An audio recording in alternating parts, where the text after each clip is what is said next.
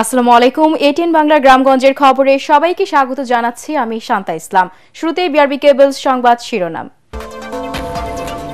বাক স্বাধীনতা হরণ করা হয় এমন কোনো কাজ সরকার করছে না, চট্টগ্রামে প্রধান উপদেষ্টার প্রেস সচিব। আওয়ামী লীগ অপতথ্য ছড়িয়ে দেশকে অস্থিতিশীল করতে চাইছে। সিরাজগঞ্জের রায়গঞ্জে মিলেছে টর্চার সেলের সন্ধান, চাঁদা আদায়, কিডনি বিক্রি ও জমি লিখে নেওয়া সহ নানা অপকর্ম পরিচালনার অভিযোগ। এবং Benapole axle load control station পরিচালনায় বছরে সরকারের খরচ 2,23,00,000 টাকা, অথচ মিলছে না সুফল, করা আপত্তি ব্যবসায়ীদের। শুনছিলেন বিআরবি কেবলস সংবাদ শিরোনাম। এবারে জানিয়ে দেব বিস্তারিত সংবাদ। বাক স্বাধীনতা হরণ করা হয় এমন কোনো কাজ অন্তর্বর্তী সরকার করবে না বলে জানিয়েছেন প্রধান উপদেষ্টার প্রেস সচিব শফিকুল আলম। চট্টগ্রাম প্রেস ক্লাবে জুলাই বিপ্লব পরবর্তী বাংলাদেশ গণমাধ্যমের চ্যালেঞ্জ শীর্ষক আলোচনা সভায় তিনি একথা বলেন। অতীতের যে কোনো সময়ের চেয়ে বর্তমানে দেশের মানুষ সবচেয়ে বেশি মত প্রকাশের স্বাধীনতা ভোগ করছে বলেও দাবি করেন প্রেস সচিব। চট্টগ্রাম থেকে আবুল হাসনাতকে সাথে নিয়ে রিপোর্ট করছেন মনির হোসেন তপু।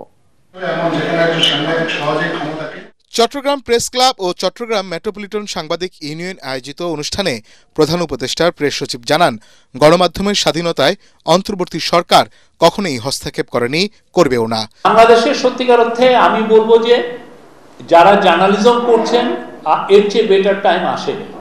আমরা কারো মুখ বন্ধ করছি না, আমরা কারো কলম ভেঙে ফেলছি না, আমরা কারো প্রিন্টিং পেজ যে সিলগালা করছি না, আমরা সবাইকে বলছি আপনারা জার্নালিজম করেন। তিনি আরো বলেন, জুলাই পরবর্তী সময়ে সবচেয়ে বড় চ্যালেঞ্জ হচ্ছে অপতথ্য মোকাবেলা। অপতথ্য রুখে দিতে সাংবাদিকদের ফ্যাক্ট চেকিং সহ অন্যান্য বিষয়ে প্রশিক্ষণের পরামর্শ দেন প্রেস সচিব। এই মিস ইনফরমেশন, ডিসইনফরমেশন নিয়ে আমাদের সোসাইটিকে ডিস্টেবিলাইজ করার চেষ্টা হচ্ছে। এই কমিউনিটিকে ওই কমিউনিটির এগেনস্টে লাগিয়ে দেওয়া হচ্ছে, এই পলিটিক্যাল পার্টির এগেনস্টে ওই পলিটিক্যাল পার্টির এগেনস্টে লাগিয়ে দেওয়া হচ্ছে। আপনার পলিটিক্যাল প্রসেসটাকে ব্যাহত করার চেষ্টা করা হচ্ছে, আপনার ডেমোক্রেসিকে আন্ডারমাইন করা হচ্ছে, সব করা হচ্ছে এই অপতথ্য। এবং এইটার সাথে যুক্ত, এটা তো আগে আমরা দেখতাম যে এটা ডোমেস্টিক্যালি এটা হচ্ছে, এখন দেখা যাচ্ছে একটা ফরেন মিডিয়াও এটার সাথে জড়িত, ভয়াবহভাবে জড়িত। প্রতিদিন তারা মিথ্যা নিউজ দিচ্ছে। বিভিন্ন মাধ্যমে প্রতিনিয়ত অপতথ্য আসছে।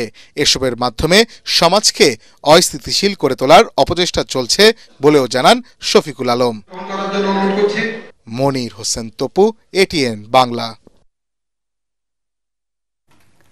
ঝিনাইদহের মহেশপুর সীমান্তে ভারতীয় সীমান্তরক্ষী বাহিনী বিএসএফ এর গুলিতে এক বাংলাদেশি আহত হয়েছে। গতরাতে মহেশপুর উপজেলার কুসুমপুর সীমান্তের পিপুলবাড়িয়া এলাকায় এই ঘটনা ঘটে।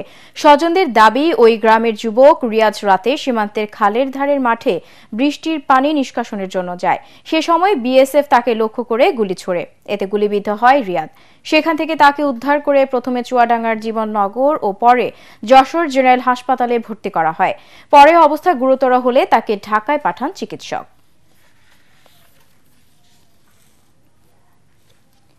তারেক রহমান ঘোষিত 31 দফার মাধ্যমে দেশের মানুষের স্বাস্থ্যসেবা নিশ্চিত করা হবে বলে জানিয়েছেন বিএনপির কেন্দ্রীয় নেতা ও সাবেক উপমন্ত্রী রুহুল কুদ্দুস তালুকদার দুলু। দুপুরে গামা স্মৃতি সংস্থার উদ্যোগে ফ্রি মেডিকেল ক্যাম্পের উদ্বোধনী অনুষ্ঠানে তিনি একথা জানান। বিএনপি ক্ষমতায় গেলে এদেশের গরিব দুঃখী মানুষ তাদের সঠিক স্বাস্থ্যসেবা পাবে বলেও মন্তব্য করেন রুহুল কুদ্দুস তালুকদার দুলু। নাটোর সদর উপজেলার হযরতপুর উচ্চ বিদ্যালয় মাঠে আয়োজন করা হয় এই মেডিকেল ক্যাম্প।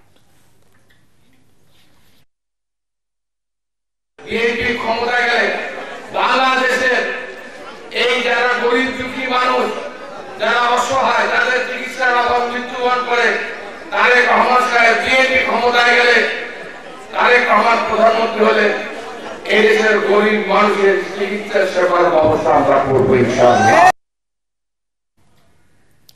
দেশের স্বাধীনতা ও সার্বভৌমত্বের উপরে ঝুঁকি তৈরি হয় এমন কোনো সিদ্ধান্ত অন্তর্বর্তীকালীন বা কোনো সরকারকে নিতে দেয়া হবে না বলে জানিয়েছেন গণ অধিকার পরিষদের সভাপতি ও ডাকসুর সাবেক ভিপি নুরুল হক নূর।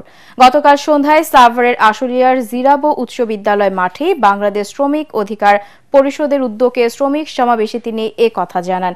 গণ অধিকার পরিষদের সাধারণ সম্পাদক রাশেদ খান, ঢাকা জেলার আহ্বায়ক অ্যাডভোকেট শেখ শওকত হোসেন ফরহাদ ও শ্রমিক অধিকার পরিষদের কেন্দ্রীয় কমিটির সভাপতি আব্দুর রহমান সমাবেশে বক্তব্য রাখেন।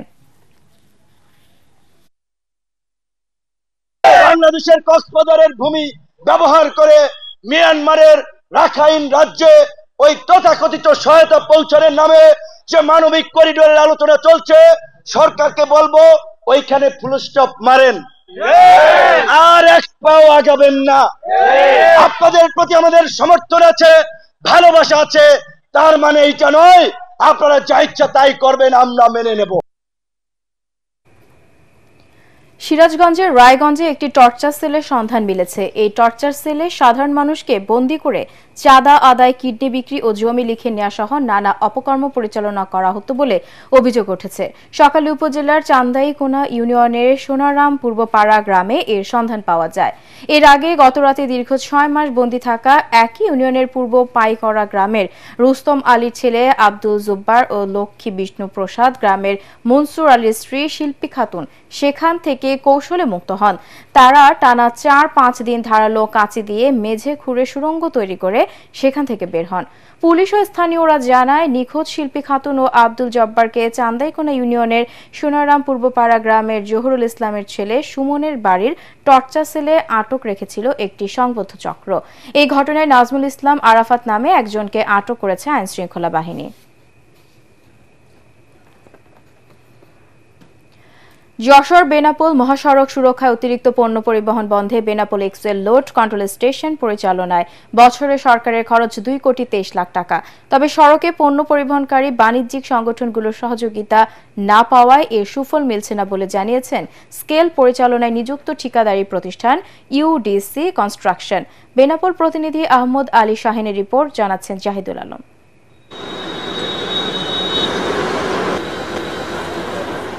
ভারতের সাথে সড়কপথে বাণিজ্যের 80% হয় বেনাপোল স্থলবন্দর ব্যবহার করে, আর তাই 17 কোটি টাকা ব্যয়ে 2022 সালে যশোর বেনাপোল মহাসড়ক সুরক্ষায় বেনাপোল পৌরগেট এলাকায় সড়ক ও জনপথ বিভাগ ওয়ে স্কেল স্থাপন করে।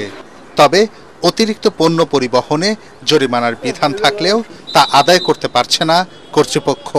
এখানকার স্থানীয় পরিবহন শ্রমিকদের সহযোগিতা না থাকায় আমরা এখানে ওভারলোড কন্ট্রোল নিয়ন্ত্রণ করতে পারছি না। বিষয়টি আমরা ঊর্ধ্বতন কর্মকর্তাকে দৃষ্টি আকর্ষণ করছি।